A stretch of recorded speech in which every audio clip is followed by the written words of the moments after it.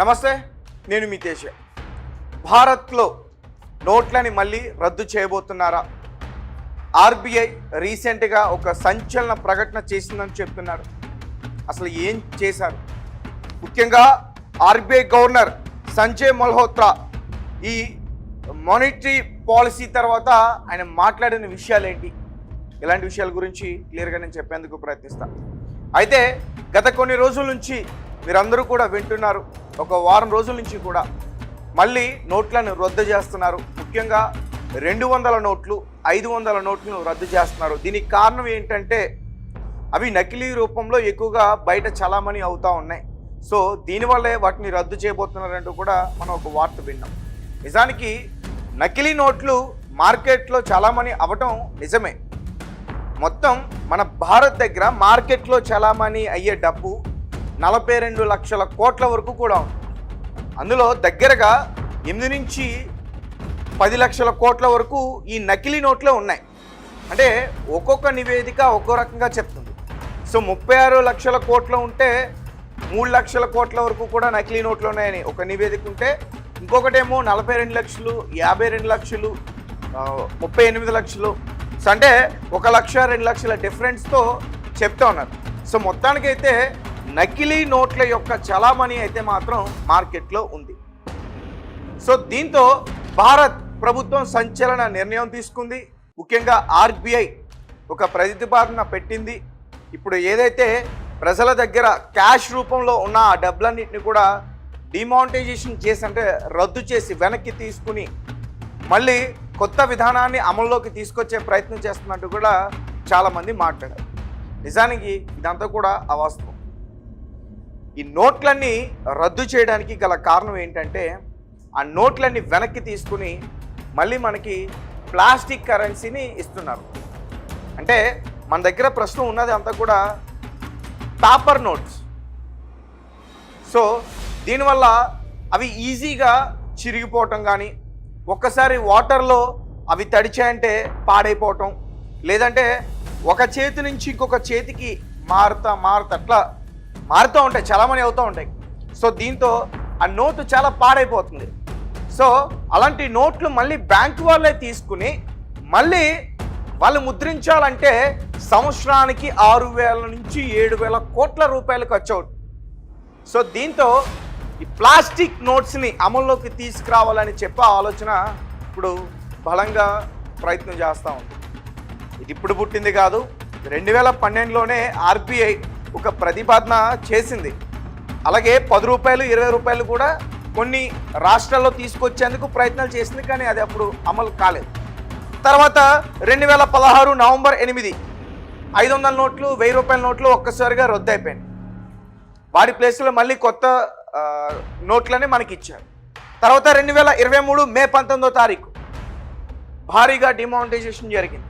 2000 నోట్లు రద్దు చేశారు. ఎవరి దగ్గర అయితే ఉన్నాయో అవన్నీ కూడా వెనక్కి తీసుకుని 500 నోట్ల రూపాయలు మనకి ఇవ్వడం అయితే జరిగింది. సో అంటే ఈ 2000 నోట్లను రద్దు చేయడం వెనక కూడా ఒక స్టోరీ ఉంది. అంటే నకిలీ నోట్లు ఎక్కువగా ఉన్నాయి. ముఖ్యంగా రాజకీయ నాయకుల దగ్గర, పారిశ్రామికవేత్తల దగ్గర ఈ నకిలీ నోట్లు ఎక్కువగా ఉన్నాయి. అవి చాలామంది అవుతూ ఉన్నాయి.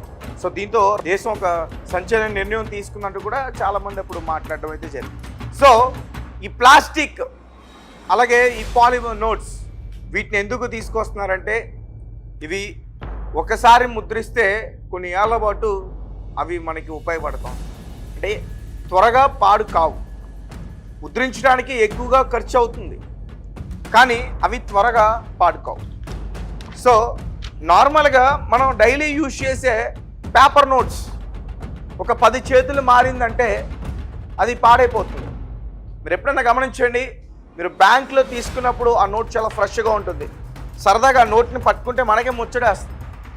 తర్వాత ఆ నోటు ఒక దగ్గర నుంచి ఇంకొకరి దగ్గరికి అలా మారుతూ ఉన్న తర్వాత ఆ నోట్ కష్టజీవి చెమటతో తడిచి, లేదంటే ఏదన్నా వాటర్లో పడిపోయి ఆ నోటు చాలా పాడైపోతుంది, చిరిగిపోతుంది. కొంతమంది అతికించి దాన్ని మళ్ళీ బయటికి ఇవ్వడానికి కూడా చాలామంది ట్రై చేస్తారు. ఎక్కువగా పెట్రోల్ బంకుల్లో కూడా మార్చే ప్రయత్నాలు చేస్తూ ఉంటారు.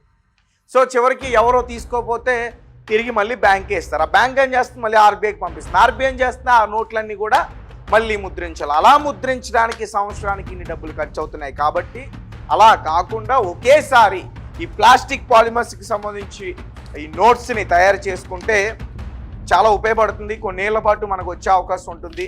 అలాగే నకిలీ నోట్ల యొక్క ఎవరైతే ముద్రించారు వాళ్ళు ఉంటారో వారికి కూడా ఒక గట్టి షాక్ ఇచ్చినట్టు కూడా ఉంటుంది.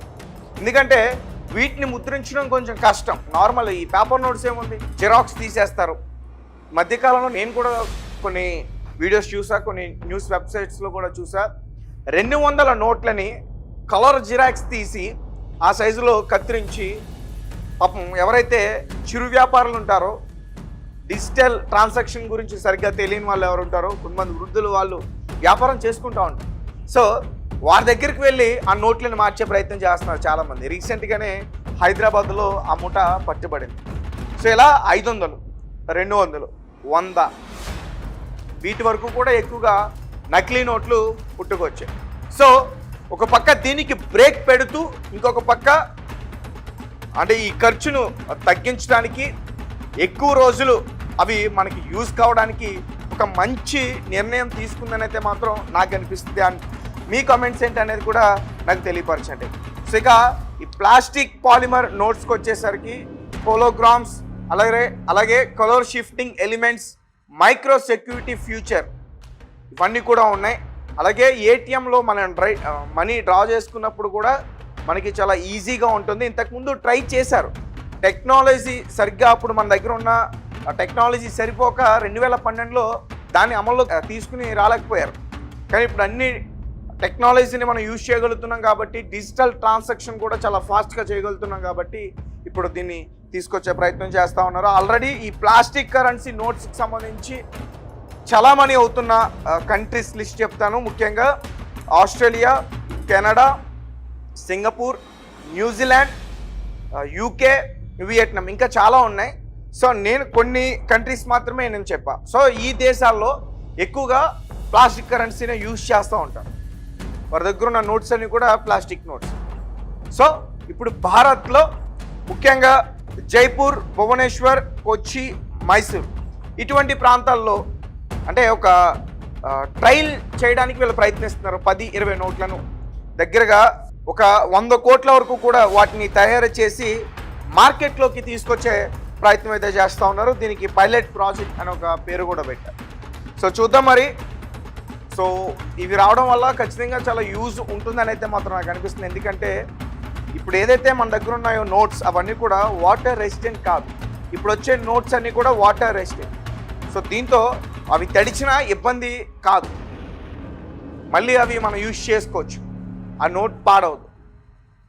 సో అదంటే మినిమం ఒక నోట్ మన దగ్గర ఒక 10 years నుంచి 15 years వరకు కూడా దాన్ని యూజ్ చేయొచ్చు. అప్పటికి కూడా అది చెక్కు చెదరకుండా అలానే ఉంటుంది. అండ్ మంటల్లో కాలిపోతేనే అది పాడవుతుంది, లేదంటే దానికి ఏం కాదు. సో మీ కమెంట్స్ ఏంటి, మీరేం చెప్తారు? ఆర్బీఐ ఏదైతే ఇప్పుడు ఒక నిర్ణయం తీసుకుందో ఇంకా అది హోల్డ్లోనే ఉంది, ట్రయల్ చేస్తూ ఉన్నారు, ఒక రకంగా హోల్డ్లోనే ఉందని చెప్పాలి. సో ఈలోపు చాలా మార్పులు జరిగిపోతూ ఉంటాయి. రాజకీయ నాయకుల దగ్గర నుంచి నల్ల బ్యాగులు ఆల్రెడీ కార్లలో తిరుగుతూ ఉంటాయి బయట.